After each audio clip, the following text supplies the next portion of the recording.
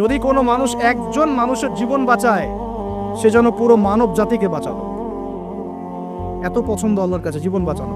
আর কেউ যদি কোনো মানুষকে অন্যায়ভাবে হত্যা করে, সে যেন পুরো মানব জাতিকে হত্যা করুন। আল্লাহ আমাদেরকে হেফাজত করুন। এখন খুন খুব সহজ হয়ে গেছে, মারামারি খুব সহজ হয়ে গেছে। হ্যাঁ, ভাই ভাইকে হত্যা করতেছে, ছেলে বাবাকে হত্যা করতেছে, বোন বোনের সাথে ভাইয়ের দ্বন্দ্ব, ভাই বোন মারামারি, প্রতিবেশী মেয়ে নিয়ে, সম্পত্তি নিয়ে, মাদক নিয়ে, কিশোর গ্যাং নিয়ে, কত কি হচ্ছে এখন। মানুষের জীবন সস্তা হয়ে যাচ্ছে না এখন। আল্লাহ পাক এগুলো কিয়ামতের আলামত। নবী সাল্লাল্লাহু আলাইহি ওয়াসাল্লাম বলেছেন, ওয়াল হারাজ, কিয়ামতের আগে আগে হারাজ বাড়বে, হারাজ। সাহাবীরা বলছেন, মাল হারাজ, হারাজ কি ইয়া রাসূলুল্লাহ? তিনি বলছেন, আল কতল, গণহত্যা বাড়বে, গণহত্যা।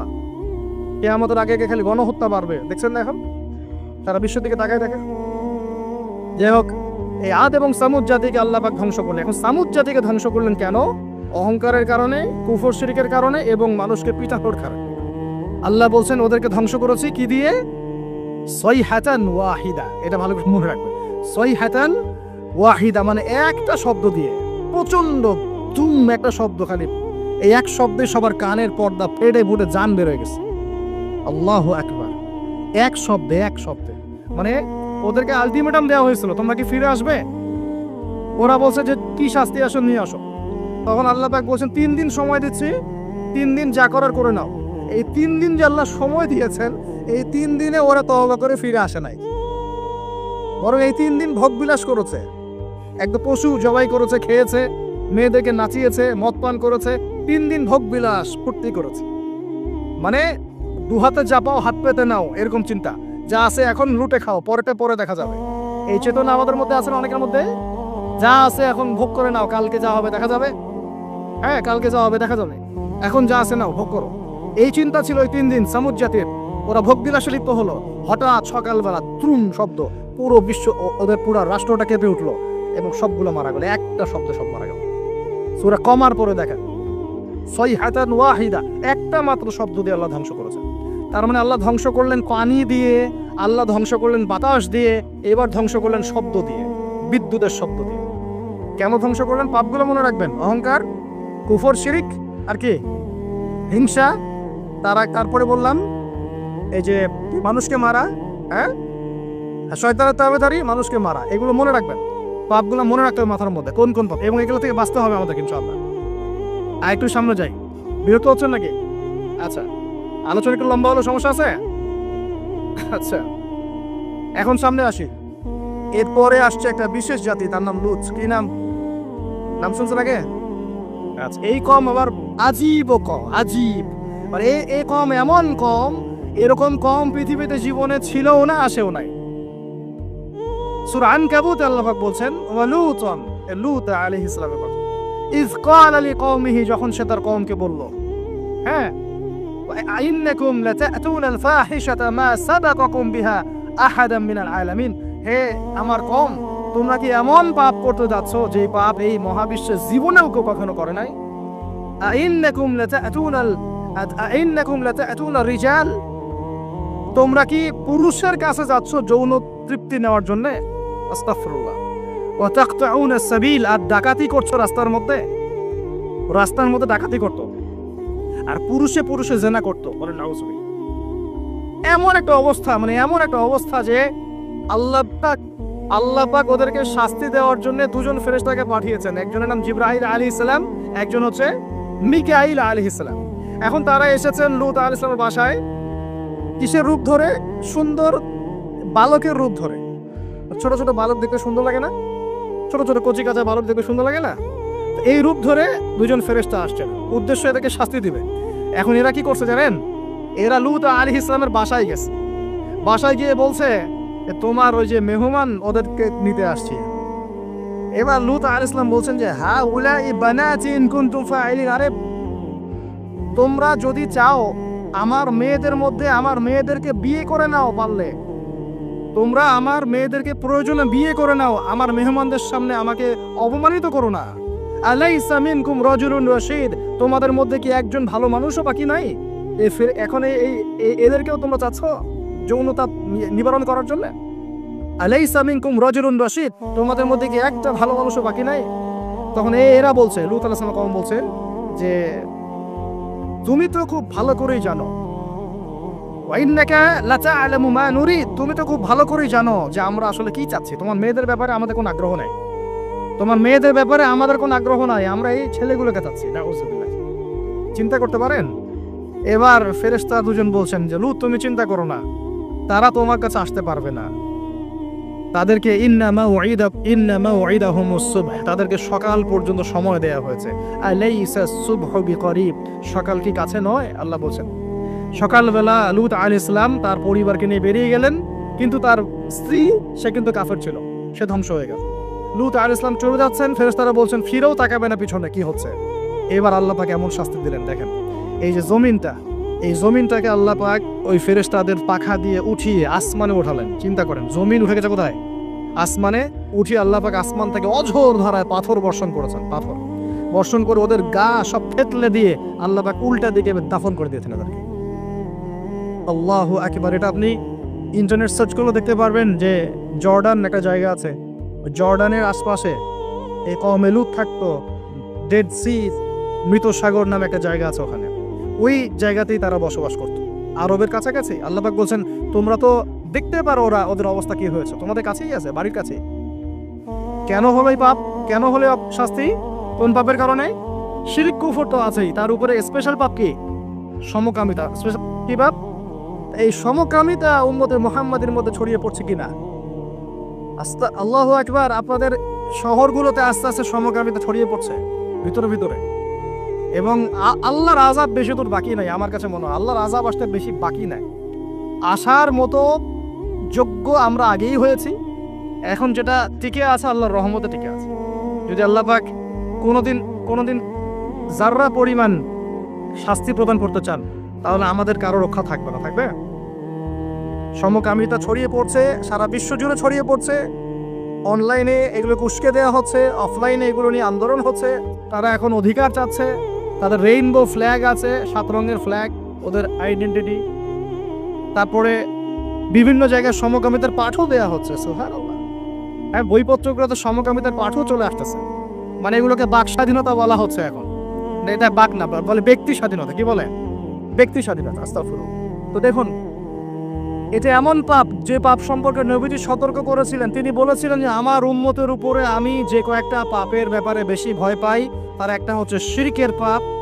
আমার উম্মত মূর্তি পূজা করবে, আমি ভয় পাই তাদের উপরে শিরকে খফি, গোপন শিরকের পাপ, যে মানুষ এজন্য নামাজ পড়বে, অন্য তাকে ভালো বলবে, এই জন্য আমি ভয় পাই। আমার উম্মতের সমকামিতা, আমার উম্মতের সমকামিতা ছড়িয়ে পড়বে। পড়েছে কি পড়ে নাই? শাস্তি আসবে কি না এখন? তাহলে আরো সামনে যান। ফেরাউন এবং তার দলবলকে আল্লাহ পাক ডুবিয়ে মেরেছেন, পারেছেন না? কি পাপের কারণে?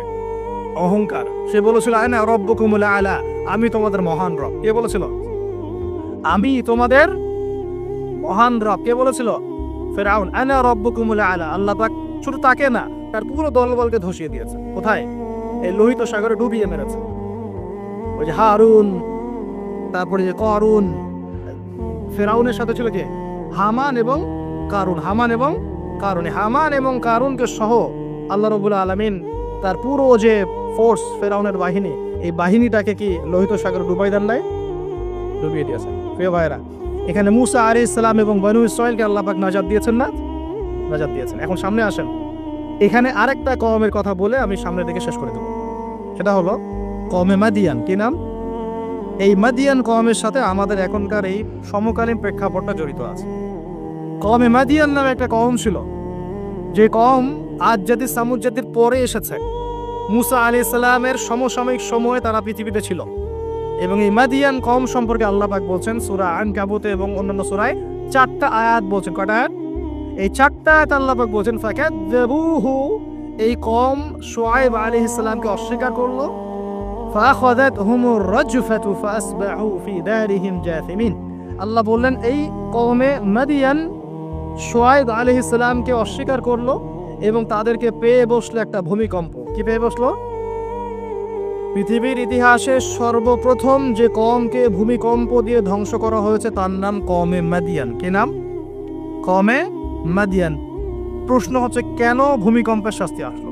উত্তর, আল্লাহ পাক ওদের কয়েকটা পাপ বলছেন। এক নাম্বার আল্লাহ ওদেরকে বলছেন ওয়াজিনু বিল কিসতাসিল মুস্তাকিম, তোমরা ওজনে সঠিকভাবে মাপ দিবে।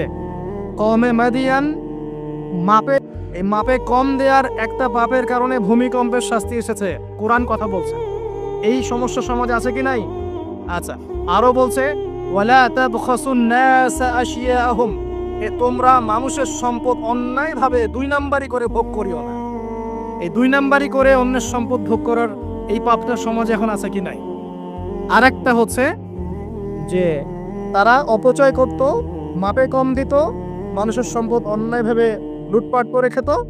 এই সময় আল্লাহ রাব্বুল আলামিন ওদেরকে সতর্ক করেছেন শুআয়ব আলাইহিস সালামকে দিয়ে, তারা কথা শোনে নাই। আল্লাহ রাব্বুল আলামিন ভূমিকম্প দিয়ে পুরো জাতিকে ধ্বংস করেছেন। তাহলে পৃথিবীর ইতিহাসে এই ভূমিকম্প নতুন না, আগে হয়েছে। এই ভূমিকম্প এখন আবার নতুন করে বেশি বেশি হচ্ছে কিনা? এই ভূমিকম্পের অপরাধ আল্লাহ পাক কি বললেন? মাপে কম দেয়া, অন্যের সম্পদ অন্যায়ভাবে আত্মসাৎ করা এবং কি অপচয় করা। কোন কম করেছে এই কাজগুলা? কমে মাদিয়ান। এখন আসেন কমে মাদিয়ান থেকে নবী সাল্লাল্লাহু আলাইহি ওয়াসাল্লাম কি বলছেন। এবার আমাদের নবীজি বলছেন যে শোনো, বাইনা ইয়াদাই সাআ, একটু মনোযোগ দেন, আমি 3-4টা হাদিস বলে শেষ করছি। বাইনা ইয়াদাই সাআ, আমাদের নবীজি বলছেন এবার শোনো, হে আমার উম্মত তোমরা সতর্ক হও, শোনো, কিয়ামতের আগে আগে আসবে মুতানুন শাদীদ। মুতান মানে দ্বিবচন, মানে দুটো বড় বড় মহামারী। কয়টা বড় বড় মহামারী? হিসেব করে দেখেন তো যে পৃথিবীতে মহামারীর সূচনা থেকে নিয়ে এই পর্যন্ত কোন মহামারীগুলো সবচেয়ে বড় ছিল। এটার স্টাডি আপনি করবেন, আমি বলে দেবো না। এইগুলো স্টাডি আপনারা করবেন, আমি বলে দেবো না। মুতানুন শাদীদ, বড় বড় দুটো মহামারী আসবে পৃথিবীতে কিয়ামতের আগে আগে। কয়টা আসবে? ওয়াবাদাহু, এবং এই মহামারীর পরে আসবে। এই মহামারীর পরে আসবে একটা মহামারী গেছে। আচ্ছা, এই মহামারীর পরে আসবে, নাউজুবিল্লাহ, এই মহামারীর পরে আসবে সানাওয়াতুজ জালাজিল। আরবি যারা বোঝেন বুঝবেন। সানা মানে হচ্ছে একটা বছর। সানা মানে কি? এক বছর। সানাওয়াত মানে প্লুরাল নাম্বার, অনেকগুলো বছর। জালজালা মানে হচ্ছে আপনার ভূমিকম্প। জালাজিল মানে কি? ভূমিকম্প সমূহ, বহু বছর। মানে মহামারীর পরে আসবে সানাওয়াতুজ জালাজিল, ভূমিকম্পের বছরগুলো। মানে বছর ধরে, বছরের পর বছর ধরে পৃথিবীতে বিভিন্ন জায়গায় ভূমিকম্প হতে থাকবে। কে বলেছেন? নবী সাল্লাল্লাহু আলাইহি ওয়াসাল্লামের কথা কি সত্য না মিথ্যা? আস্তাগফিরুল্লাহ, সত্য না মিথ্যা? সত্য। তার মানে একটা হাদিস পেলাম, নবীজি বলেছেন কিয়ামতের আগে আগে কি হবে? ভূমিকম্পের বছরগুলো আসবে। ভূমিকম্প আসবে না, ভূমিকম্পের বছরগুলো আসবে। একটা হাদিস মাথায় নেন। 2 নাম্বার, নবীজি বলছেন কিয়ামতের 10টা আলামত আছে। কয়টা? 10টা। তার মধ্যে 1 নাম্বার আলামত হচ্ছে দাজ্জাল। কি নাম? দাজ্জাল। আচ্ছা, ওইদিকে আলোচনা নিচ্ছি না আজকে। 2 নাম্বার হচ্ছে ইয়াজুজ আর মাজুজ, এটাও অন্য লেকচারে শুনে নিয়ে। 3 নাম্বার ঈসা আলাইহিস সালামের আগমন। 4 নাম্বার দাব্বাতুল আরদ, জমিন থেকে প্রাণী বের হবে। 5 নাম্বার ইয়েমেন থেকে আগুন বের হবে। 6 নাম্বার দুখান, ধোঁয়া দিয়ে পৃথিবী ছেয়ে যাবে। 7 নাম্বার, 8 নাম্বার, 9 নাম্বার, এগুলো হচ্ছে 3টা বড় বড় ভূমিকম্প, ভূমিধস, যেটা হবে একটা পৃথিবীর পূর্বে, একটা পশ্চিমে, একটা মাঝখানে। পৃথিবীর পূর্বে মানে এই পুরো আমাদের সাবকন্টিনেন্ট সহ পুরো পূর্ব দিক, একদম ইন্দোনেশিয়া, মালয়েশিয়া, সব জায়গা পূর্ব দিক। পশ্চিম মানে পুরো পশ্চিমা সভ্যতা। আর মাঝখান মানে এই জাজিরাতুল আরবিয়া, মাঝখান। এই 3টা ভূমিকম্প হবে পৃথিবীতে, এখনো আসা বাকি আছে। বড় বড়, এগুলোতে ভূমি কাঁপবে না, ভূমি ধসে যাবে। কি হবে? নবীর কথা কি ভুল হবে? আর শেষটা হচ্ছে এই পশ্চিম দিক থেকে সূর্য উদিত হবে এবং মানুষের তওবার দরজা বন্ধ হয়ে যাবে। তওবা করে লাভ নেই। এই 10টা বড় বড় মধ্যে 3টা পেয়েছেন ভূমিকম্প। তাহলে পেলাম যে ভূমিকম্পের বছরগুলো আসবে। আরো পেলাম কি বড় বড় 3টা হবে, পূর্বে একটা, পশ্চিমে একটা, মাঝখানে একটা। আর কোন পাপের কারণে হবে সেটা কিন্তু অন্য আয়াতগুলোতে আমরা দেখলাম। আচ্ছা, সামনে আসেন। আবার নবীজি বলছেন যখন মানুষের রূপে বের হবে তখন সে সব জায়গায় বিচরণ করতে পারবে, কিন্তু মক্কা মদিনায় ঢুকতে পারবে না। ঠিক আছে? সালফে সালেহিন তারা বলছেন সব জায়গায় ভ্রমণ করবে, এটা এও ব্যাখ্যা হতে পারে সে নিজে সব জায়গায় যাবে না, বরং তার অনুসারীরা বিভিন্ন জায়গায় আধিপত্য বিস্তার করবে। ব্যাখ্যা যৌক্তিক তো? যৌক্তিক ব্যাখ্যা। এরপরে যখন সে মদিনায় ঢুকতে পারবে না, দেখবে যে এখানে ফেরেশতারা একদম খোলা তরবারি হাতে দাঁড়ায় আছে, ঢুকতে পারবে না। তখন সে মদিনার কাছাকাছি একটা জায়গায় বসতি গাড়বে, গেড়ে তার অনুসারীদেরকে আহ্বান করবে। কিভাবে? সে আল্লাহ পাক তো তাকে কিছু ক্ষমতা দিবেন পরীক্ষা করার জন্য।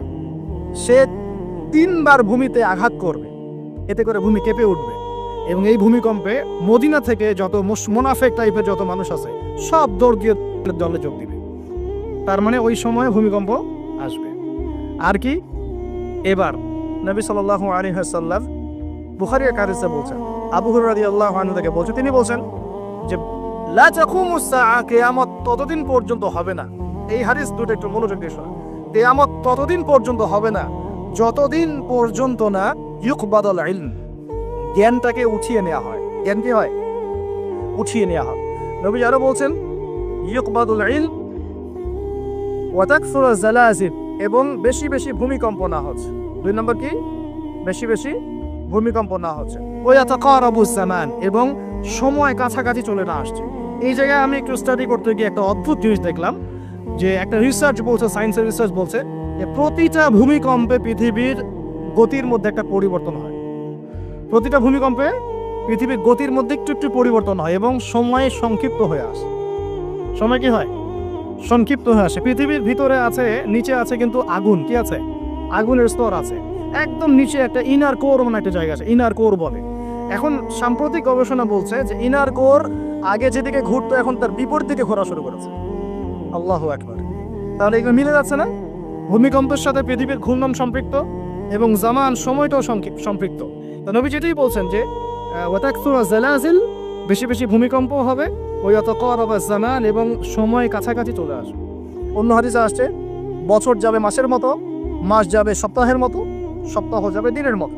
তিনি আরো বলছেন ওয়ায়ুযহারুল ফিতান, এবং সমস্ত রকম ফিতনা ফাসাদ দেখা যাবে, দেখা যাচ্ছে না? এবং ওয়াল হারাজ, এবং বেশি বেশি হত্যাকাণ্ড হবে। সাহাবীরা বলছেন যে মাল হারাজ ইয়া রাসূলুল্লাহ, হারাজটা কি ইয়া রাসূলুল্লাহ? তিনি বলছেন আল কাতল, হত্যা, গণহত্যা, এগুলো হচ্ছে হারাজ।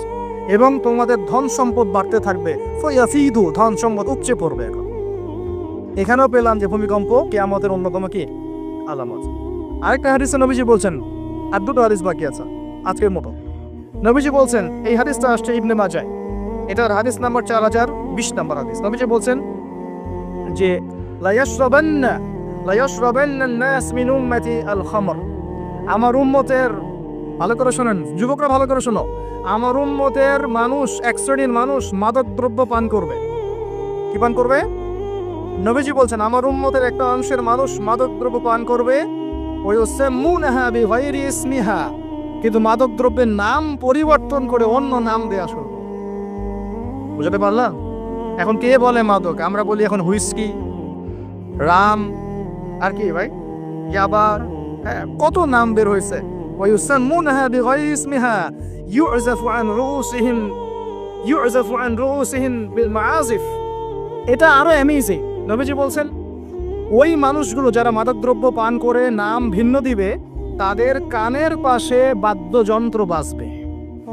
এখন কানের পাশে বাদ্যযন্ত্র বাজে কিভাবে? তোমার ব্লুটুথ আর ইয়ারফোন দিয়ে। বুঝতে পারো না? এইভাবে শব্দ আসলো কিভাবে হাদিসের মধ্যে? নবীজি এভাবে শব্দ প্রয়োগ করলেন কেন? ওয়ায়ুযাফু আলা রুউসিহিম বিল মাআজিফ, তাদের মাথার পাশে, কানের পাশে বাদ্যযন্ত্র কেমন করে বাজবে? তোমার কানের ভিতরে ঢুকানো আছে বাদ্যযন্ত্র, আছে না? এই যে এটা এই জামানার সাথে সম্পৃক্ত। ওয়াল মুগান্নিয়াত মানে হচ্ছে ওই গায়িকা, নর্তকী, এবং তারা গায়িকা নর্তকীদেরকে নিয়ে সময় কাটাবে। আল্লাহ পাক তাদেরকে শাস্তি দিবেন কিভাবে? ইয়াখসিফুল্লাহু বিহিমুল আরদ, নাউযুবিল্লাহ। আল্লাহ পাক ওই মানুষগুলোকে সহ জমিনটাকে ধসিয়ে দিবে একেবারে। কি পাপের কারণে? মাদক দ্রব্য খাওয়া এবং তার নাম ভিন্ন করে হালাল করে খাওয়া। আস্তাগফিরুল্লাহ।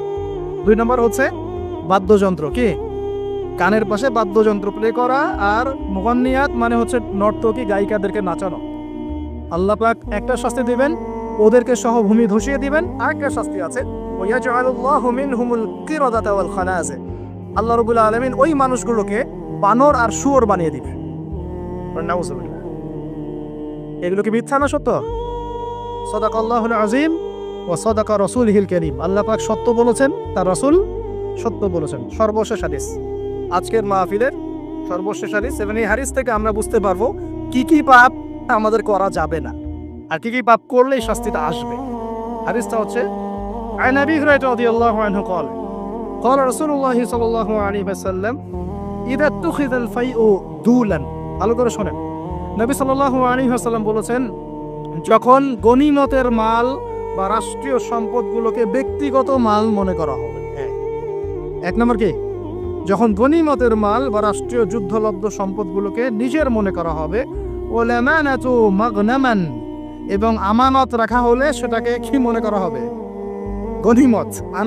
আমানত রাখা হলে গনিমত মনে করে খেয়ে ফেলবে, মানে লুট করে খাবে। ওয়াজ যাকাতু মাগরামান, এবং যাকাত, এই যাকাতের বিধানটাকে খুব বোঝা মনে করা হবে। যাকাত খুব বার্ডেন, খুব বোঝা। 3 নম্বর 4 ওয়াতুল্লিমা লিগাইরিদ দ্বীন, দ্বীনের জ্ঞান বিবর্জিত শিক্ষা চালু করা হবে। সুবহানাল্লাহ, মিলতেছে কি না? দ্বীনি জ্ঞান বিবর্জিত, ধর্ম বিবর্জিত শিক্ষার প্রচলন হবে। ও আতআর রাজুলু ইমরাআতাহ, এবং এই যে পরিবারের কর্তা যারা আছে এরা সব মহিলার আঁচল ধরে বসে থাকে। বুঝতে পারতেছ না?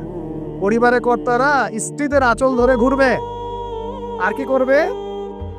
ওয়াক্কা উম্মাহ, এবং তার মায়ের অবাধ্য হবে, মানে মায়ের চাইতে বউকে বেশি প্রাধান্য দিবে, বউয়ের আঁচল ধরে ঘুরবে।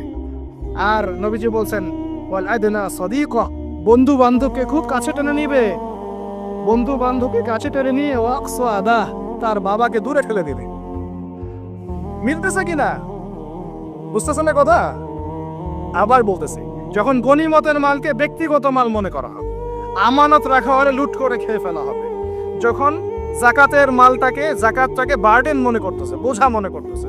যখন ধর্ম বিবর্জিত শিক্ষা চালু হচ্ছে, যখন একজন ব্যক্তি তার মাকে কষ্ট দিয়ে মায়ের চাইতে বেশি স্ত্রীকে প্রাধান্য দিচ্ছে, তার আঁচল ধরে ঝুলছে।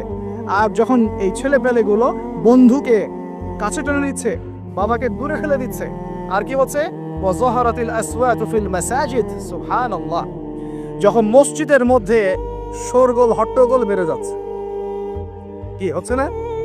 যখন মসজিদের মধ্যে শোরগোল হট্টগোল বেড়ে যাবে, এবার রাগ করেন না, এটা হাদিসে আছে, আমি বলছি, অনুবাদ করছি। ওয়াসাদা কাবিলাতা ফাসিকুহুম, এবং কোন কোন কবিলা মানে গোত্র বা সমাজের নেতৃত্ব দিবে ওদের মধ্যে সবচেয়ে ফাসিক ব্যক্তি, সবচেয়ে পাপাচারী ব্যক্তি। এটা নবীজি বলছেন। আরো তিনি বলছেন ওয়াকানা যাঈমুল কওমি আরযালাহুম, এবং সমাজের সবচেয়ে নিম্ন শ্রেণীর মানুষকে সমাজের কর্ণধার করা হবে। তিনি আরো বলছেন ওয়াকরিমার রাজুলু মাখাফাতা শাররি, কোন মানুষকে সম্মান করা হবে তার ভয়ে। কিসে? ভয়ের চোটে সম্মান করা হবে। সম্মান মন থেকে আসবে না, ভয়ের চোটে সম্মান করা হবে।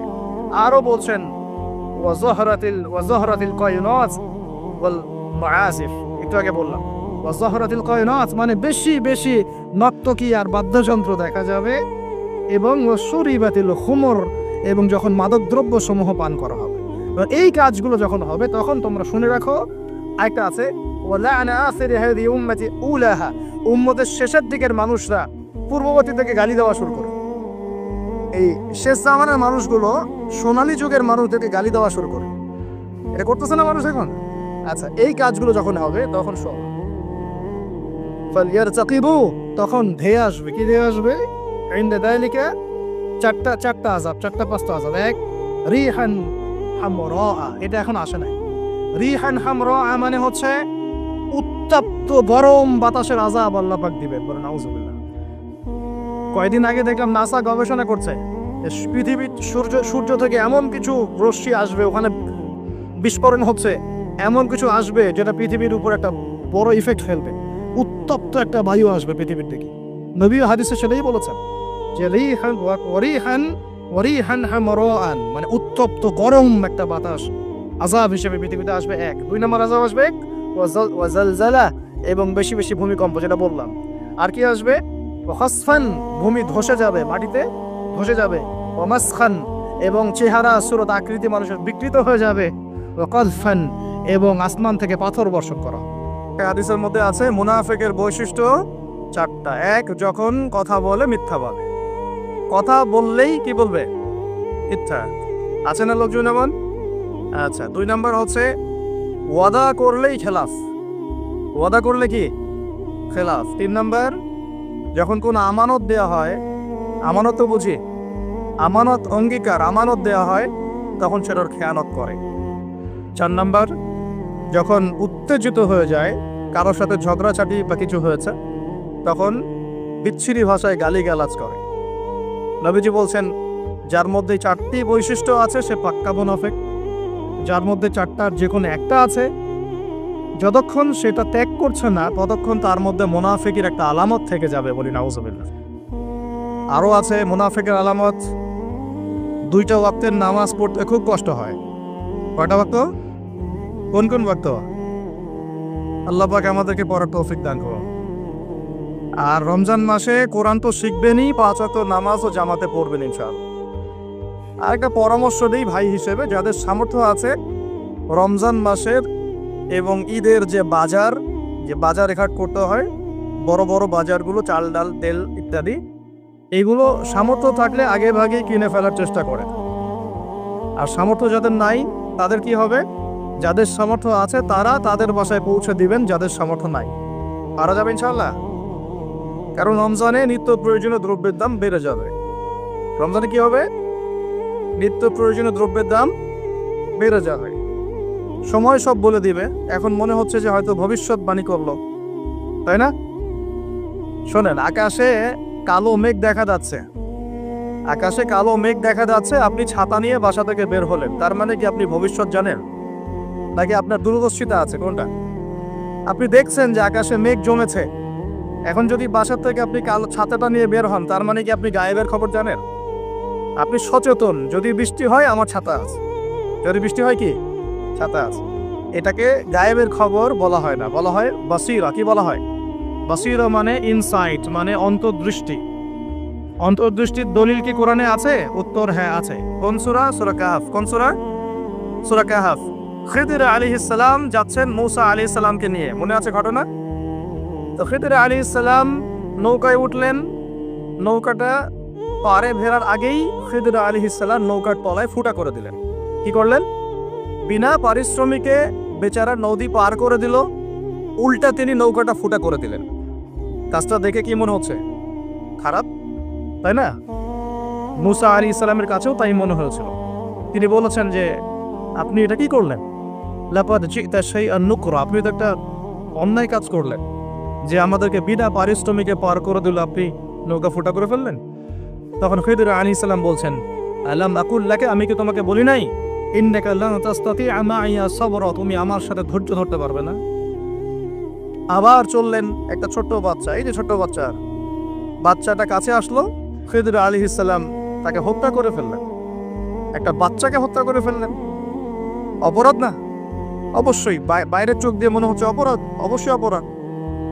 মূসা আলাইহিস সালাম এরকম করে রিয়াক্ট করলেন, আপনি এটা কি করলেন? আপনি একটা বাচ্চাকে হত্যা করলেন, এটা তো জঘন্য কাজ হয়ে গেল।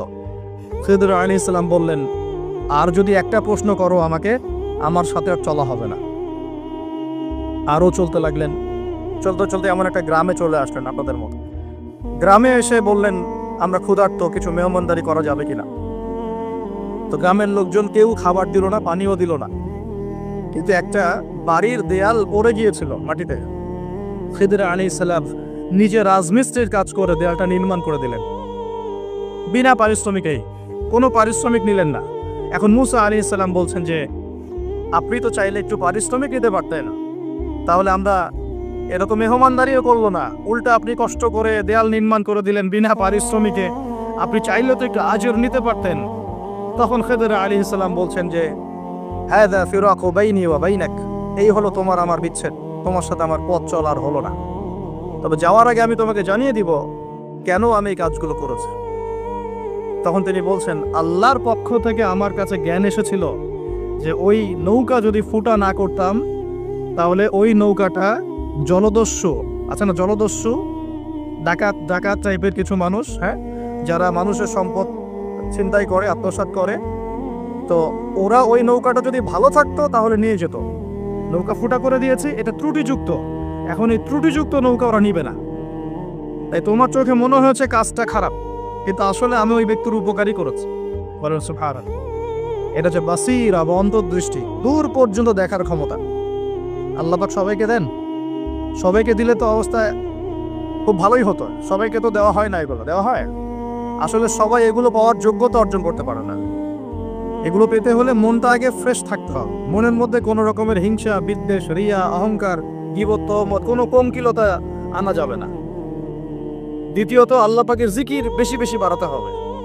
তৃতীয়ত আল্লাহ পাকের হুকুম আহকাম, ফরজ ওয়াজিব, সুন্নত মুস্তাহাবের উপর আমল করতে হবে।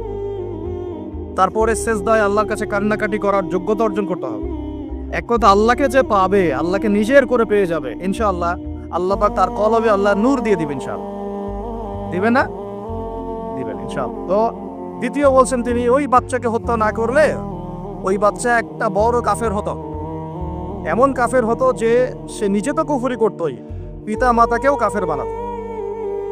তো এটা আমি একা একা হত্যা করি নাই, আল্লাহ পাক আমাকে হুকুম করেছেন বলেই আমি কাজটা করেছি। আর ওই যে দেয়াল নির্মাণ করলাম, ওই দেয়াল ছিল ওই বাড়ির 2জন এতিম বাচ্চার দেয়াল। কিরকম বাচ্চা? কেন আবুহুমা সলিহা, যাদের বাবা মা ছিল সলেহ, মানে সৎ। বাবা মা কিন্তু বেঁচে নাই, বাবা মা ছিল সৎ। এতিম বাচ্চা দুটো বেঁচে আছে। এখানে একটা দলিল আছে যে আপনি যদি সৎ হন, আপনি আমি যদি সৎ হতে পারি, আমাদের সন্তান সন্ততিদের দেখাশোনার দায়িত্ব আল্লাহ নিয়ে নিবেন। খিদর আলাইহিস সালাম তার পিতামাতা মারা যাওয়ার অনেক পরে সেখানে গিয়েছেন, দেয়াল নির্মাণ করেছেন। কেন? ওই দেয়ালের নিচে ওই পিতামাতা রেখে যাওয়া সম্পত্তি ছিল এতিম বাচ্চাদের জন্য। ওই দেয়ালটা নির্মাণ না করলে মানুষ ওই সম্পদ লুট করে খেয়ে ফেলত। তাহলে খিদর আলাইহিস সালাম উপকার করেছেন না অপকার করেছেন? আল্লাহ পাক আপনি আমি সৎ হলে আমাদের সন্তানদেরকে আল্লাহ পাক চতুর্দিক থেকে এরকম হেল্প করবেন ইনশাআল্লাহ। আপনি থাকেন আর নাই থাকেন, কথা বুঝতে পারছেন? খিদর আলাইহিস সালাম অনেক পরে গিয়েছেন সেখানে, তার পিতামাতা ইন্তেকালের অনেক পরে। আর আমরা এখন কি করি জানেন? উল্টা করি। আমরা এখন দুনিয়াতে বেঁচে থাকতেই আমাদের সন্তান স্ত্রীদের জন্য, হালাল হোক আর হারাম হোক, হালাল হারামে পরোয়া না করি যত পারি কালো টাকা সাদা টাকা এগুলো একত্রিত করার চেষ্টা করি। কি জন্যে করে জিজ্ঞাসা করবেন? সন্তানের জন্যে, স্ত্রীর জন্যে, ভবিষ্যৎ প্রজন্ম ভালো হবে, ওদের বাড়ি করে দেই, ওদের জন্য একটা গাড়ি করে দেই, একটা জমি কিনে দেই, চাষবাস করবে, খাবে দাবে, তাই না? সব কিন্তু মানুষ এগুলোর জন্যই করে। এগুলোর জন্য করতে গিয়ে আপনি সমিতিতে নাম লেখাচ্ছেন, সুদ খাচ্ছেন, কখনো কখনো কেউ ঘুষ নিচ্ছে না, দুর্নীতি করছে, হালাল হারাম কালো সাদার পরোয়া করছে না, আসলেই হলো। তো এই চিন্তাটা আল্লাহ পাক আমাদেরকে ত্যাগ করার তৌফিক দান করুন। আর এই সূরা দলিল যে যদি পিতামাতা সৎ হয় তাহলে প্রজন্মের দেখাশোনার দায়িত্ব স্বয়ং আল্লাহ নিয়ে নিবেন। এগুলো কোরআন খুঁটে খুঁটে পড়তে হবে, তাহলে বুঝে আসবেন। আল্লাহ পাক আমাদের সবাইকে রমজান মাসে কোরআন শেখার তৌফিক দান করুন। প্রিয় ভাইরা, রমজান মাসে অবশ্যই কোরআন তেলাওয়াত করবেন, কমপক্ষে প্রতিদিন 1 পারা করে, প্রতিদিন 1 পারা, 30 দিন 30 পারা, 1 মাসে কোরআন খতম হবে ইনশাআল্লাহ। এবং তারাবির নামাজ জামাতে এবং খতম তারাবি পড়ার চেষ্টা করবেন। এবং সবচেয়ে সুন্দর তেলাওয়াত করতে পারে এমন কাউকে ইমামতির দায়িত্ব দিবেন। এবং আরও চেষ্টা করবেন সমাজে বিত্তশালী যারা আছেন, সামর্থ্যবান ইমাম খতির যারা তারাবি পড়াবেন, হাফেজে কোরআন, তাদের হাদিয়া তৌফা বেশি করে দেওয়ার জন্য, যাতে তাদের অন্য টেনশন না থাকে। সারা মাস তারা এইভাবেই ইবাদত করবে, আমাদের সবাইকে নিয়ে নামাজ কালাম পড়াবেন, তাদের পরিবারের দায়িত্ব আমরা নিয়ে নিব ইনশাআল্লাহ। পারা যাবে তো নাকি? সামর্থ্যবান যারা আছেন আগে ভাগে কিছু বাজারঘাট করে রাখতে পারে, সামর্থ্য নাই যাদের, তাদের ব্যাপারে কি হবে? আমরা আমাদের অংশ থেকে ওদেরকে খাওয়াবো ইনশাআল্লাহ। পারা যাবে না ইনশাআল্লাহ? 5টা খেজুর দিয়ে যদি ইফতার হয়ে যায় তাহলে 6 নম্বর খেজুরটা দান করে দেব, পারবো না? পরিস্থিতি কিন্তু খারাপ, আস্তে আস্তে বুঝবেন অর্থনীতি কোন জায়গায় এসে ঠেকছে।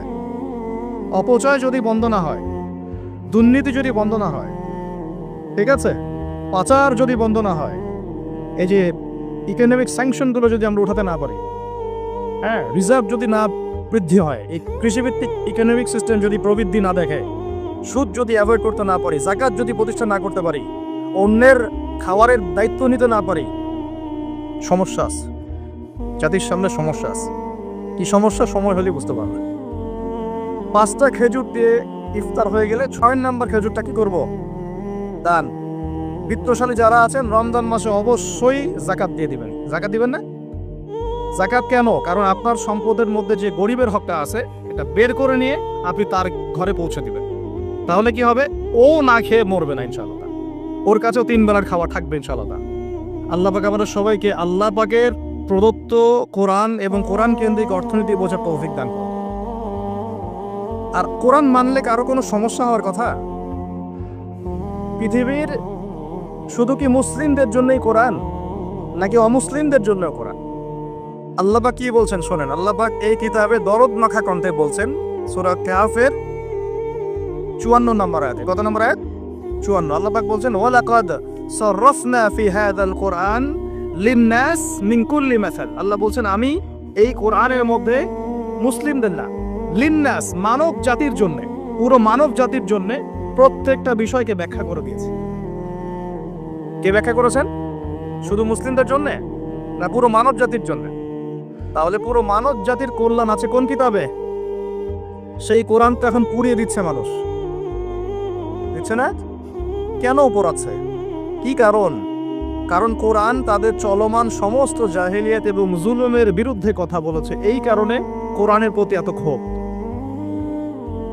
কোরআন সুদকে ঘৃণা করে, ওরা সুদকে ভালোবাসে, ওরা সারা বিশ্বে সুদ ছড়িয়ে দিয়েছে। কোরআন সমকামিতাকে ঘৃণা করে, করে না? ছেলে ছেলে জেনা, এটা কোরআন ঘৃণা করে না? ওদের ওখানে এটা বৈধ। মাদকদ্রব্য কোরআন কি জায়েজ করেছে না হারাম করেছে? ওদের ওখানে এটা জায়েজ, বৈধ, সবাই খায়। পতিতাবৃত্তি এটা কি কোরআন জায়েজ করেছে না জায়েজ করেছে? ওদের ওখানে দেখা যায় 10টা মেয়ের মধ্যে 5টাই পতিতা। এমনই খবর তো হয়তো রাখেন কতটুকু জানি না। ওখানে দেখা যায় যে বিয়ের আগে একটা মেয়ে কমপক্ষে 10 বার সেক্স করে, এবং বিভিন্ন মানুষের সাথে। একটা ছেলে বিয়ের আগে 20 কমপক্ষে এভারেজে 15 থেকে 20টা মেয়ের সাথে যৌন সম্পর্ক করে। তাই ফ্রি সেক্স মানে সেক্সটা উন্মুক্ত, যে যার সাথে ইচ্ছা করতে পারে। এটা ওদের কাছে ফ্যাশন। কোরআন এখানে বিরুদ্ধে কথা বলছে। কোরআন বলছে ওয়ালা তাকরাবুজ জিনা, জিনার কাছেও যেও না। সারা বিশ্বে এই অসহায় মানুষগুলোর উপরে নির্যাতন, নিপীড়ন, জুলুম চাপিয়ে দিচ্ছে, আর কোরআন বলছে জালেমের সহযোগী হয়েও না। মানে প্রতিটা ক্ষেত্রেই কোরআন তাদের চলমান জুলুমের বিরুদ্ধে কথা বলছে বলেই কোরআনের বিরুদ্ধে এত ক্ষোভ। কোরআনকে পুড়িয়ে ফেলতে চায়। আল্লাহর কিতাবকে পুড়িয়ে ফেলা সহজ? আল্লাহর কিতাবকে যে পুড়িয়ে ফেলবে, যে এর সাথে দুশ্মনী করবে, আল্লাহ পাক তাকে ছেড়ে দিবেন? কখনো ছেড়ে দিয়েছেন? আজকে আমরা দেখব যে আল্লাহ পাক কোন কোন যুগে কিভাবে আযাব দিয়েছে। শুনবেন তো ইনশাআল্লাহ? মনোযোগ দিয়ে শুনতে হবে। যে একটা বলছিলাম, আল্লাহ পাক বলছেন হে মুহাম্মদ বলেন সাল্লাল্লাহু আলাইহি ওয়াসাল্লাম, আমি তোমার প্রতি এমন কিতাব নাজিল করেছি, এমন একটা অলৌকিক, আমার পক্ষ থেকে এমন একটা কিতাব নাজিল করেছি, তিবিয়ানান লিকুল্লি শাই। আরবি যারা বোঝেন তাদেরকে জিজ্ঞাসা করে দেখলাম। তিবিয়ানান লিকুল্লি শাই, প্রতিটা বিষয়কে আমি এখানে এক্সপ্লেইন করেছি, ব্যাখ্যা করেছি। এমন কিতাব নাজিল করেছে, এরকম কিতাব আগে কখনো নাজিল করা হয়নি, যেখানে প্রত্যেকটা বিষয় ব্যাখ্যা করা আছে। এমন কোনো কিতাব নাজিল করা হয় নাই। তিবিয়ানান লিকুল্লি শাই ওয়া হুদান, এবং এই কিতাব হচ্ছে তোমাদের জন্য হেদায়েত। বলে সুবহানাল্লাহ। ও রাহমাতান, এবং আমার পক্ষ থেকে সবচেয়ে বড় দয়া হচ্ছে কোরআন। সুবহানাল্লাহ। ওয়া বুশরা লিল মুসলিমিন, আর মুসলিম যারা হবে, যারা আত্মসমর্পণ করবে, তাদের জন্য এই কিতাব হচ্ছে বুশরা। বুশরা মানে কি? কে বলতে পারবেন? সুসংবাদ। বুশরা মানে কি? তাহলে আল্লাহ পাক এই কিতাবকে বলছেন, এক তিবিয়ানান লিকুল্লি শাই, প্রতিটা বিষয়ের ব্যাখ্যা। 2 হুদান, আমাদের জন্য হেদায়েত, গাইডেন্স। 3 এই কিতাব আমাদের জন্য হচ্ছে রহমা, দয়া, অনুগ্রহ আল্লাহর পক্ষ থেকে। আর 4 বুশরা মানে কি? সুসংবাদ। 4টাই কি? আল কোরআন। এখন যদি আল্লাহ রাব্বুল আলামিন কোরআনের সব কিছু ব্যাখ্যা করে থাকেন, তাহলে প্রত্যেক যুগে যুগে আল্লাহ পাক কখন কাদের উপর কি কারণে আযাব দিয়েছেন আছে কি নাই কোরআনে? আল্লাহর কথা অনুযায়ী থাকবে কিনা? আল্লাহ পাক বলছেন সবই ব্যাখ্যা করেছে। তার মানে আপনার ব্যক্তি জীবন, আপনার পরিবার, আপনার সমাজ, আপনার অর্থনীতি, আপনার রাজনীতি, সবকিছু কোরআনে থাকবে কিনা? তা আমরা যখন বলি যে সব জায়গায় ধর্ম টেনে আনবা না, সব জায়গায় কি আনবা না? ধর্ম টেনে আনবা না, তাহলে এটা কি অজ্ঞতা না? নিঃসন্দেহে তার মধ্যে জ্ঞানের অভাব আছে। জানে না যে কোরআন এবং সুন্নাহ এর মধ্যে সবকিছুই ব্যাখ্যা করা আছে। যেখানে সব ব্যাখ্যা করা থাকবে সেটা গ্রহণ করব না। আর কোরআন সুন্নায় কি শুধু আংশিক জ্ঞান আছে না পরিপূর্ণ জ্ঞান আছে? আচ্ছা, আল্লাহ পাক বলছেন কোরআনে সব ব্যাখ্যা করেছে, তাহলে আমাদের জীবনের প্রতিটা ক্ষেত্র কোরআন ব্যাখ্যা করেছে কি করে নাই? এটা হয়তো আমি জানি না, অথবা আমি জানি। হয়তো আমি জানি কিন্তু মানি না, অথবা আমি দুনিয়ার স্বার্থে এড়িয়ে যাই। কিছু একটা হবে, কিন্তু আমাকে বিশ্বাস করতে হবে যে কোরআনে আল্লাহ পাক প্রতিটা বিষয় কি করেছেন? ব্যাখ্যা করেছেন। আর যেখানে হাদিসের প্রয়োজন হয়েছে, আল্লাহ পাক হাদিস দিয়ে এটাকে ব্যাখ্যা করেছেন। যেমন নামাজ, আল্লাহ বলেছেন এখানে আকিমুস সালাত, তোমরা সালাত কায়েম করো। আর কোরআনে কি আছে ফজরের নামাজ কত রাকাত, ফজরের নামাজে আপনি কয়টা সিজদা করবেন, হ্যাঁ কিভাবে প্রথমে কোন সূরা পড়বেন, তারপর কোন সূরা পড়বেন, কখন রুকু করবেন, কখন সিজদা করবেন, এভাবে কি কোরআনে আকিমুস সালাহ পড়ে ব্যাখ্যা করা আছে? এই জন্য প্রয়োজন হয়েছে নবী সাল্লাল্লাহু আলাইহি ওয়াসাল্লামের হাদিস। তো কোরআনের হাদিস কি আলাদা হয়ে গেল, না একই উৎস থেকে আসছে? সূরা নাজমে আল্লাহ পাক বলছেন ওয়া মা ইয়ানতিকু আনিল হাওয়া, নবী সাল্লাল্লাহু আলাইহি ওয়াসাল্লাম নিজের মন গড়া কোনো কথা বলেন না। ইন হুয়া ইল্লা ওয়াহয়ুন ইউহা, আল্লাহ পাক তাকে যে ওহীটা করেন, আল্লাহর পক্ষ থেকে যে প্রত্যাদেশ আসে সেটাই তিনি ব্যাখ্যা করেন। তার মানে নামাজের নিয়ম কি নবীজি নিজে বানিয়েছেন, না আল্লাহ পাক এই নিয়ম দিয়েছেন? অতএব এভাবেই নামাজ, যাকাত সবকিছুই, রমজানের রোজা, হজ ইত্যাদি প্রতিটা ইবাদত, মুআমালাত, আমাদের ব্যবসা, পরিবার, এভরিথিং আল্লাহ এবং তার রাসূল কোরআন এবং হাদিসে 100% ব্যাখ্যা করেছেন কিনা? আচ্ছা, এই কনসেপ্ট ক্লিয়ার তো? এই কোরআন এবং হাদিস নিয়েই হচ্ছে ইসলাম। আর ইসলাম কি আংশিক না পরিপূর্ণ? আচ্ছা, যা পরিপূর্ণ জীবন ব্যবস্থা যারা আছে তার অন্য কোনো হেদায়েতের দরকার আছে? যার নাই তার দরকার আছে। আমাদের কাছে আছে না পরিপূর্ণতা? আলহামদুলিল্লাহ। এখন তাহলে আল্লাহ পাকের কথা অনুযায়ী কোরআনে যেহেতু সবই ব্যাখ্যা করা আছে, তার মানে প্রত্যেক যুগে যুগে আল্লাহ পাক কেমন আযাব গজব পাঠিয়েছেন, কোন কোন সম্প্রদায়ের উপর পাঠিয়েছেন, কি কি পাপের কারণে পাঠিয়েছেন, এগুলো আছে কি নাই?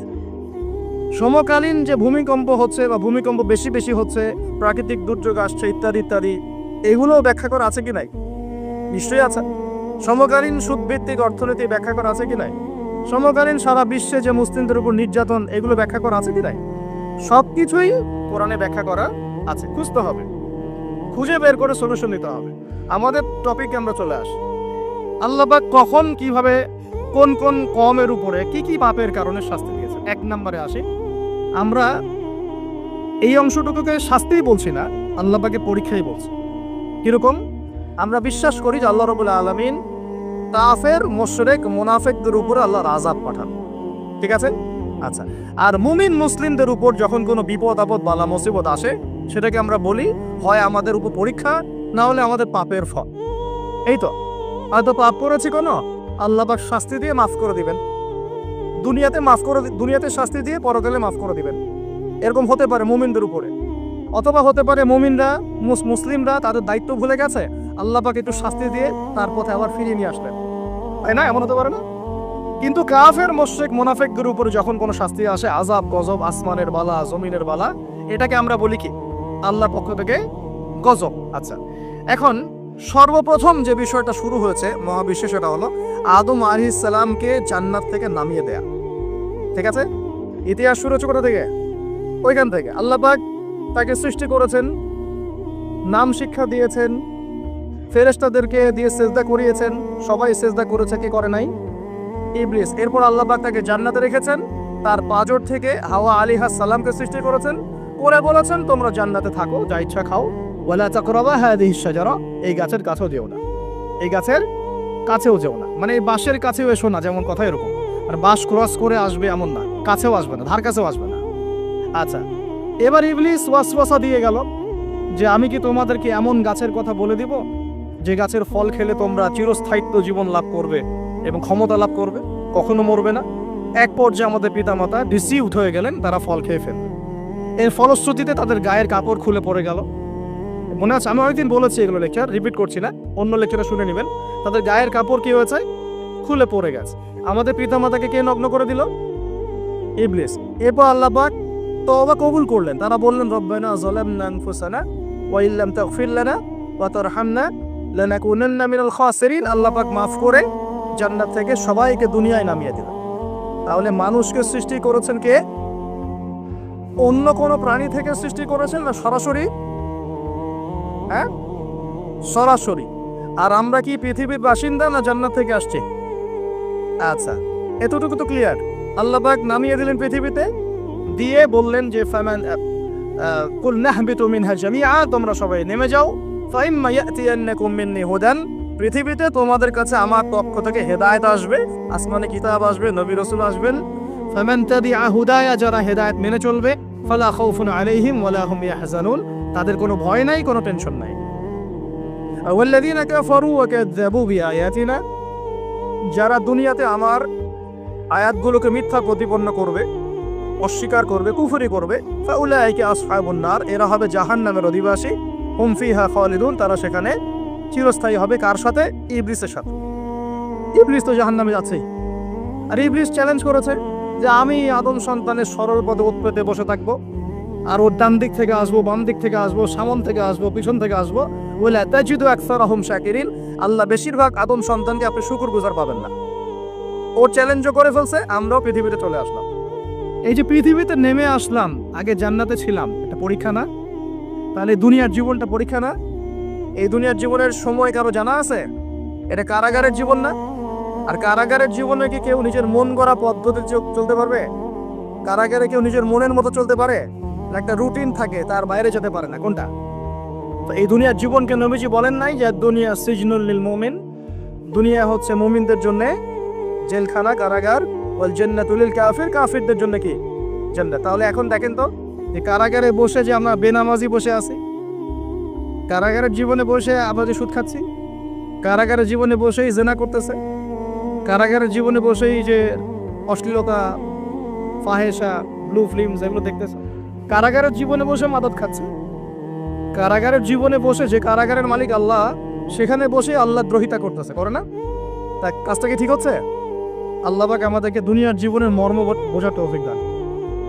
আচ্ছা, এবার আসেন এই জীবনটা কেন? লিয়াবলুয়াকুম আইয়ুকুম আহসানু আমালা। আল্লাহ বলছেন এই পৃথিবীর জীবনটা একটা উদ্দেশ্য দিয়েছে, একটা উদ্দেশ্য। আল্লাহ পাক দেখতে চান তোমাদের মধ্যে আমলে ভালো কে। আল্লাহ পাক দেখতে চান না আমাদের মধ্যে গতানুগতিক আমলে কে, এভারেজ মুসলিম। আল্লাহ এভারেজ দেখতে চান না, আল্লাহ দেখতে চান লিয়াবলুয়াকুম আইয়ুকুম আহসানু আমালা। হাসানের সুপারলেটিভ ফর্ম হচ্ছে আহসান। যেমন কবির মানে বড়, আকবার মানে হচ্ছে সবচেয়ে বড়। আমরা বলি আল্লাহু আকবার, আমরা আকবার শব্দ ইউজ করি। এখানে হাসান না বলে আল্লাহ বলছেন আহসান। আল্লাহ দেখতে চান আমলে আমাদের মধ্যে শ্রেষ্ঠটাকে, মানে কে গতানুগতিক মুসলিম, এটা আল্লাহ দেখতে চান না। আল্লাহ দেখতে চান আমাদের মধ্যে বেটার কে, বেস্ট কে। কথা বুঝতে পারছেন না মনে হয়? আচ্ছা, এখন বেস্ট হতে হলে কি করতে হবে? গতানুগতিক চললেই হবে না, একটু বেশি এফোর্ট দেওয়া লাগবে। এই জন্য নামাজ, রোজা, হজ, যাকাত, পর্দা, পরিবারে ইসলাম, হ্যাঁ ইসলামের জন্য দাওয়াতি কাজ করা, ইসলাম প্রতিষ্ঠার চেষ্টা করা, এগুলো না করলে কি বেস্ট হওয়া যাবে? বেস্ট হওয়া যাবে? খালি জুমায় নামাজ পড়লে, ঈদে নামাজ পড়লে, তারাবি নামাজ পড়লে হবে? কোরআন তেলাওয়াত না শিখলে হবে? আল্লাহ পাক আমাদের কোরআন বোঝার তৌফিক দান করুন। এই যে পৃথিবীর জীবনে আসলাম, ব্যাস এটা একটা পরীক্ষা। এই প্রথমটাই কি আল্লাহ পাকের একটা নারাজগি না? আল্লাহ পাক কি খুশি হয়েছিলেন গাছের ফল খাওয়ার পরে? আল্লাহ কি বলেছিলেন জানেন? আল্লাহ বলছেন ইয়া আদম, হে আদম, আলাম আকুল লাকুমা, আমি কি তোমাদের দুজনকে বলি নাই? কোন দুজন? আদম এবং হাওয়া আলাইহিমা সালাম। আলাম আকুল লাকুমা, আমি কি তোমাদের দুজনকে বলি নাই? ইন্না শাইতানা লাকুমা আদুউম মুবিন। আল্লাহ পাক রাগ হয়েছেন, কিন্তু একটা হাদিসেই আছে আল্লাহ পাকের রহমত তার ক্রোধের উপরে বিজয় লাভ করেছে। আলহামদুলিল্লাহ, আল্লাহ পাকের রহমত কি হয়েছে? আল্লাহর রাগ নারাজগির উপরে বিজয় লাভ করেছে। আল্লাহ পাকের কাছে যখন আমরা তওবা করি, আল্লাহ পাক সমস্ত রাগ যেটা নারাজ হয়েছেন আমাদের উপরে, এটা বাদ দিয়ে আমাদের উপর রহম করা শুরু করেন। আলহামদুলিল্লাহ, যখন আদম আলাইহিস সালাম ক্ষমা চাইলেন, রব্বানা যালামনা আনফুসানা ওয়া ইল্লাম তাগফির লানা ওয়া তারহামনা লানাকুনান্না মিনাল খাসিরিন, বলি আমিন, তখন আল্লাহ পাক সবাইকে মাফ করে দিয়েছে। কিন্তু জান্নাতে থাকা হলো না। এবার আসেন পৃথিবীতে। এই যে আদম আলাইহিস সালামের এখন বংশবৃদ্ধি হচ্ছে, এখানে হাবিল কাবিল ঘটনা মনে আছে? এই শুরু হলো পৃথিবীর হিস্ট্রি। হাবিল ভালো ছেলে, সৎ সন্তান, সে আল্লাহ পাকের সমস্ত হুকুম আহকাম মেনে চলার চেষ্টা করে। কাবিলের দেখে হিংসা হয়। কি হয়? প্রথম সমস্যা কি হলো তাহলে? এই হিংসা এখন মুসলিমদের মধ্যে নাই, আছে কি তাই? সমাজের মধ্যে অনেক দাড়ি টুপি নিয়ে অনেক কাবিল ঘুরে বেড়ায়, কি বেড়ায় না? দেখতে মনে হয় আমাদেরই মতো, কিন্তু আমরা মানে মরলে মিলাদ দিবে, ভাবতে এরকম। হ্যাঁ, দেখা যায় যদি কোনোদিন কোনো সমস্যা হয়, মিষ্টি বিতরণ করা শুরু করবে।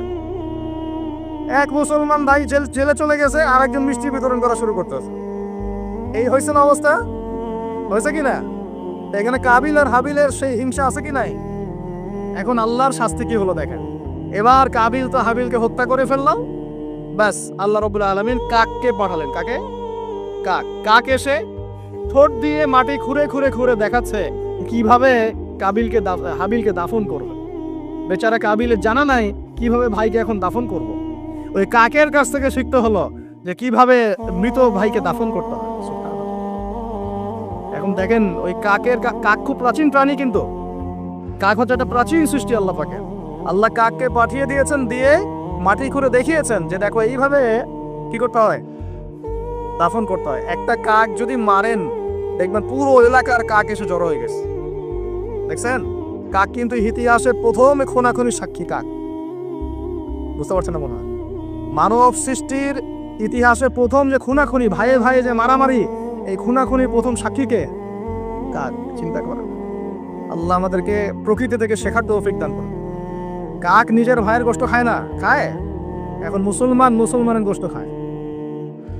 এক মুসলমান বিপদে পড়লে অন্যটা বৃষ্টি বিতরণ করা শুরু করে। কিভাবে তার মানহানি করবে, কিভাবে তাকে অপমান করবে, কিভাবে তার বিরুদ্ধে ষড়যন্ত্র করবে, কিভাবে তাকে ফাঁসাই দিবে, এই চিন্তাই অলওয়েজ মাথায় ঘোরাফেরা করতেছে। হাবিল কাবিলের কারণে প্রথম এই যে হাবিল কাবিলের ঘটনার প্রেক্ষিতে আল্লাহ পাক কি করেছেন শোনেন। আল্লাহ রাব্বুল আলামিন তার নবীর মাধ্যমে আমাদেরকে জানিয়েছেন। হাদিসটা শোনেন, খুবই মারাত্মক হাদিস। নবীজি বলেছেন, এই পৃথিবীতে প্রথম হত্যাকাণ্ড সংঘটিত করেছে কাবিল। কে? সে একজন নবীর সন্তান না, নবীর ছেলে হয়েও। নবীজি বলছেন সাল্লাল্লাহু আলাইহি ওয়াসাল্লাম, এই পৃথিবীতে যত মানুষ খুন হবে, খুন হয় না মানুষ, যত মানুষ খুন হবে, এই সমস্ত খুনের পাপের একটা অংশ কাবিলের আমল নামে যোগ করা হবে। বলে নাউজুবিল্লাহ। এটাকে বলে গুনাহে জারিয়া। কি বলে? প্রিয় ভাই, আমি তো রিকোয়েস্ট করতেছি আপনাকে, আমি তো আপনাকে শাসন করতে আসি নাই। আমি এসেছি আপনাকে আল্লাহ চেনাতে, আমি এসেছি আপনাকে রাসূল চেনাতে, কোরআন চেনাতে। আপনি মদের দোকান দিয়েছেন, যত মানুষ মদ খাচ্ছে সমস্ত গুণ আপনার আমল নামে যাচ্ছে। এটা হারাম সিনেমা হল করেছেন, যত মানুষ এখানে সিনেমা দেখছে সমস্ত পাপ আপনার হচ্ছে। এটা তামাকের কারখানা দিয়েছেন, সবাই হারাম খাচ্ছে, আপনার গুনাহ হচ্ছে। সুদ ছড়িয়ে দিয়েছেন, নিজে খাচ্ছেন, এখন সবাইকে খাওয়াচ্ছেন, গুনাহ হচ্ছে আপনার। সবার গুনাহ আপনার ঘাড়ে এসে যুক্ত হচ্ছে। ঠিক যেভাবে একটা মাদ্রাসা করেছেন, একটা মসজিদ করেছেন, একটা নলকূপ স্থাপন করেছেন, এই রাষ্ট্রীয় দায়িত্বে আছেন, রাস্তাঘাট করে দিয়েছেন, এর বদৌলতে যে মানুষ উপকৃত হচ্ছে, আপনি কবরে গেলেও নেকি পাবেন ইনশাআল্লাহ। কি পাবেন? নেকি পাবেন। একটা ব্রিজ নির্মাণ করে দিয়েছেন, যত মানুষ এটাতে পারাপার হবে, উপকৃত হবে, আপনি নেকি পাবেন ইনশাআল্লাহ। ঠিক একইভাবে আপনি আমি যদি এরকম গুনাহে জারিয়ার কোনো মাধ্যম চালু করে যাই, কবরে চলে গেলেও ওই গুনাহ কি হবে? অটোমেটিক আসতে থাকবে। আল্লাহ আমাদেরকে বোঝার তৌফিক দান করুন। এবার পৃথিবীর ইতিহাসে প্রথম এই ঘটনা হলো। এরপরে কি হয়েছে? এরপরে যে আল্লাহ পাকের শাস্তিটা নেমে আসলো। কাবিল কিন্তু জাহান্নামে যাচ্ছে। কেন? ভাইকে হত্যা করার কারণে। আল্লাহ পাকের কাছে সবচেয়ে মারাত্মক পাপ হচ্ছে মানুষকে হত্যা করা। শিরকের পর, কুফরির পর মারাত্মক পাপ হচ্ছে মানুষকে হত্যা করা। আল্লাহ রাব্বুল আলামিন তার নবীর মাধ্যমে জানিয়েছেন, একজন ব্যক্তি যদি লা ইলাহা ইল্লাল্লাহ বলতে পারে, এই একজন মুসলিম যে লা ইলাহা ইল্লাল্লাহ বলে, সে বেঁচে থাকা পর্যন্ত আল্লাহ পাক কিয়ামত দিবেন ইনশাআল্লাহ। একজন মুসলমানের কত দাম চিন্তা করেন, কত দাম। আল্লাহু আকবার। তো এখানে একজন মুসলিমকে হত্যা করলো কে? কাবিল। কাবিলের আমল নামায় সব পাপ যেটা থাকলো, তার মানে আল্লাহর আযাব আসার প্রথম কারণ কি হলো? হিংসা। কি কারণ? অর্থাৎ হিংসা করতে থাকলে আল্লাহর শাস্তি কি?